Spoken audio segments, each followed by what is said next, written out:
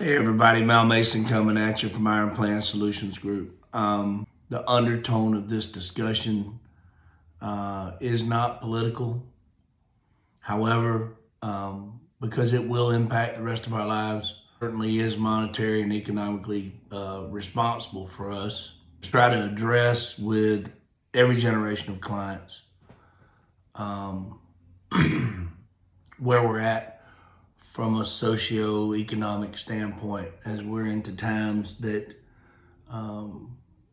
frankly, 30 years ago, I'd laughed at you if you told me that we would waste our time talking about the things we talk about every day. Unfortunately, in my job, I don't get paid to be popular. I get paid to be right. And what I mean by that is to be fair. People ask me all the time what kind of politics are at the table when we're sitting here. There aren't any. There's your money and your goals and your answers to your questions. And if we take on you as a client, then our job is to fulfill the request and the needs through a comprehensive financial plan for you as a client. I don't care if you're Republican or Democrat, because I'll be honest with you, Donald Trump or Joe Biden, neither one really give a damn about you or your money.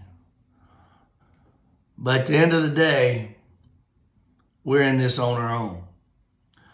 So some things that I think that may impact you in the future that used to never be part of the equation in financial planning are things, new social patterns that are emerging, like the immersion of critical race theory. How one group of Americans can decide that they're going to push their version of American history on generations of Americans from 90 to 5, and that they're going to do this and that everybody's going to be okay with it. Well, whether you are or you're not, then we certainly we need to have an understanding of what it's proposed to be, and I'll get around to how this impacts the common sense of your money. The 5 tenets of CRT are, number one, is the notion that racism is ordinary and not aboriginal. I don't find anything ordinary about racism. I believe that my generation, the Generation Xers, coming from the South and having very racial Democrat white parents, I believe my generation was probably the first generation to really look around and say, white, black, green, yellow, we don't care. We're a performance-based economy. We're a performance-based civilization. And see, that's the part where it really started to come apart, when it becomes performance-based. Because performance-based meant you had to do your homework. It meant you had to be competitive in school. You couldn't be scared to compete. You couldn't get participation trophies. Because in the real world, in my business especially, if you don't bring it, you're not going to make it. It's the most competitive business in the world. So when we talk about the notion that racism is ordinary and not aboriginal, what is ordinary about race or racism? And why is it that the people talking about it are the people who don't have the things that they want? Do they want us to give it to them? And when I say us, everybody else, not white people.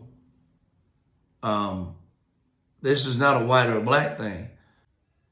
This is America. If you want it, go get it. Go take it. Have the guts to live the American dream that our forefathers died for.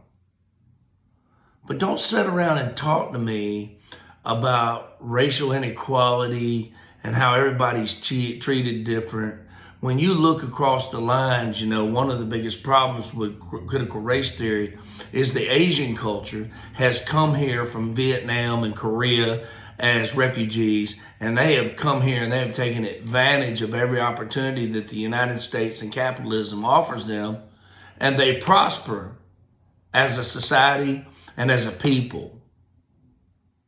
So why is it that one group prospers while the other one fails?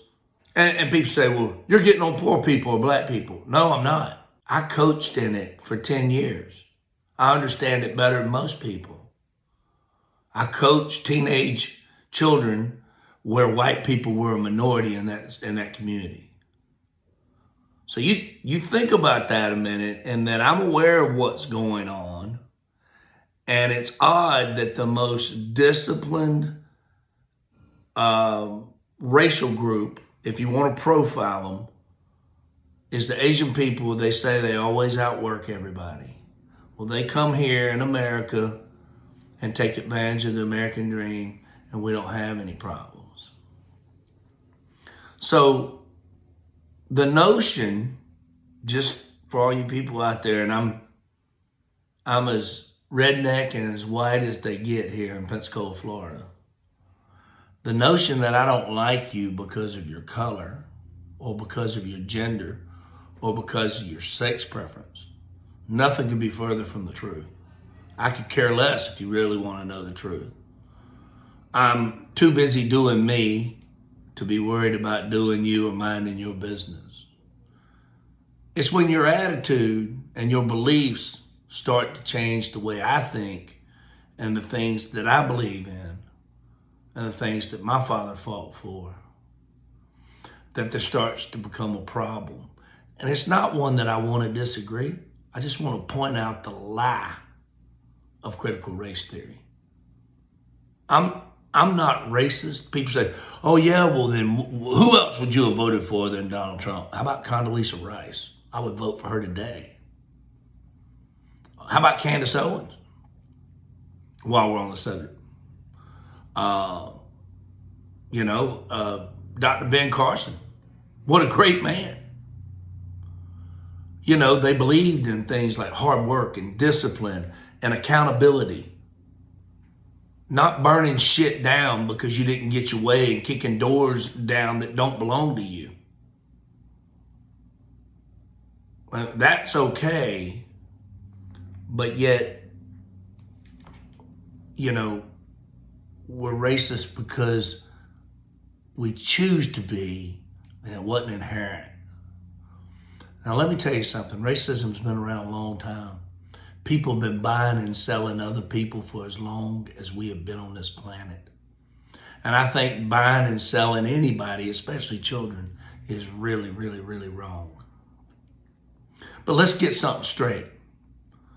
90% of the problems that people have with the current system are self-induced from lack of accountability, lack of discipline. Now, is the male role model missing from these families? You bet your ass they are.